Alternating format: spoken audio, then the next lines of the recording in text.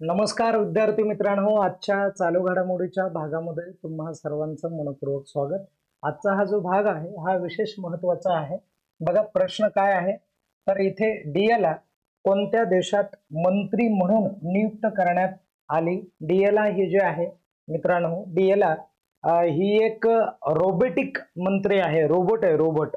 आणि हा भ्रष्टाचार करणाऱ्या मंत्र्याच्या विरोधामध्ये ऍक्शन घेण्यासाठी किंवा त्याच्यावरती वॉच ठेवण्यासाठी हा तयार करण्यात आलेला रोबोट आहे। आणि हा पहिला कोणता देश आहे, तो आहे अल्बानिया नावाचा देश आहे। आणि त्या देशामध्ये हा उपक्रम किंवा हा इनिशिएटिव्ह राबवण्याचा प्रयत्न केलाय आणि ही खूप चांगला मुद्दा असलेला दिसून येतोय आपल्याला।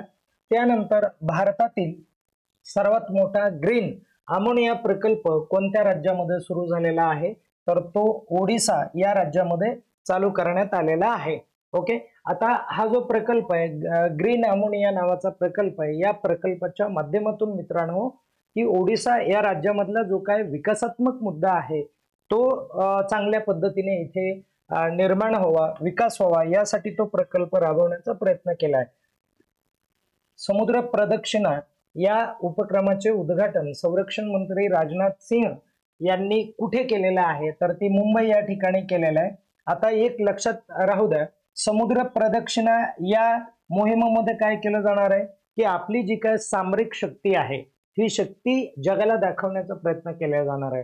या शक्तीचा आपण काय करणार आहोत, तर त्याला रिप्रेझेंट करण्याचा प्रयत्न करणार आहोत, बरोबर आहे। याची जी काय पॉवर आहे किंवा सामरिक जी शक्ती आहे ही आम्ही किती चांगल्या पद्धतीने आमच्या देशाचं रक्षण करू शकतो हे जगाला पटवून देण्याचं काम या उद्घाटनाच्या माध्यमातून होईल।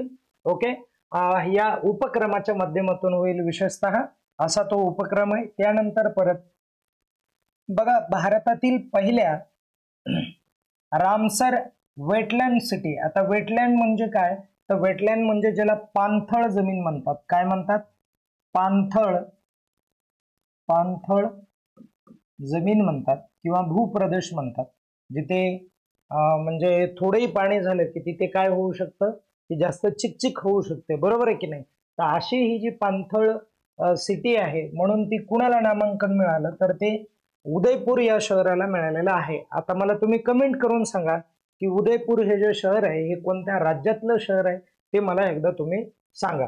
ओके, आता त्यानंतर आपण पुढे जाऊयात। नंतरचा प्रश्न बघा, वर्ल्ड बॉक्सिंग चॅम्पियनशिप ही वर्ल्ड बॉक्सिंग चॅम्पियनशिप जी आहे या चॅम्पियनशिप मध्ये 57 किलो वजनी गटामध्ये सुवर्ण पदक कोणत्या महिलेने मिळवलं, तर त्या खेळाडूचं नाव आहे जस्मिन लांबोर या नावाची ही महिला आहे। या खेळाडूने हे जे पदक आहे, गोल्ड मेडल जे आहे, गोल्ड मेडल या खेळामध्ये मिळवलेलं आहे। आणि ही खूप म्हणजे काय म्हणू की महत्वपूर्ण गोष्ट असलेली बघायला मिळेल आपल्याला।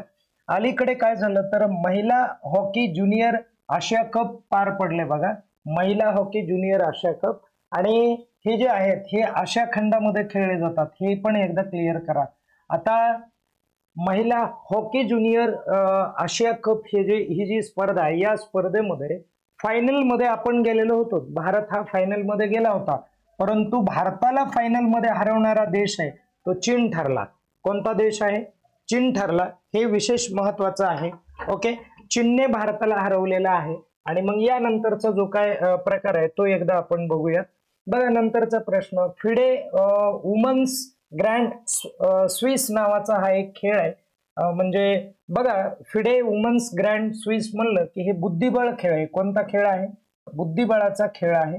आणि या बुद्धिबळामध्ये, या खेळामध्ये 2025 हा जो ही जी स्पर्धा आहे बुद्धिबळाची, ती कुठे पार पडली, तर ती आहे सामरकंद या ठिकाणी पार पडली। सामरकंद कुठे आहे, तर उझबेकिस्तान मध्ये आहे, हे पण थोडंसं क्लिक करून ठेवा। त्यानंतरचा आपण पुढचा प्रश्न बघूयात मित्रांनो। बघा, नुकतेच उपराष्ट्रपती हे जे पद आहे, उपराष्ट्रपती या पदावरती कोण बसलेले आहेत, सीपी राधाकृष्णन हे बसलेले आहेत। आणि मला एकदा तुम्ही कमेंट करून सांगा की सीपी राधाकृष्णन हे भारताचे कितवे उपराष्ट्रपती आहेत, ते एकदा कमेंट करून सांगा। तर यांचे सचिव म्हणून कोण काम करणार आहे, तर ते सचिव म्हणून काम करणारी जी व्यक्ती आहे ती अमित खरे हे आहेत।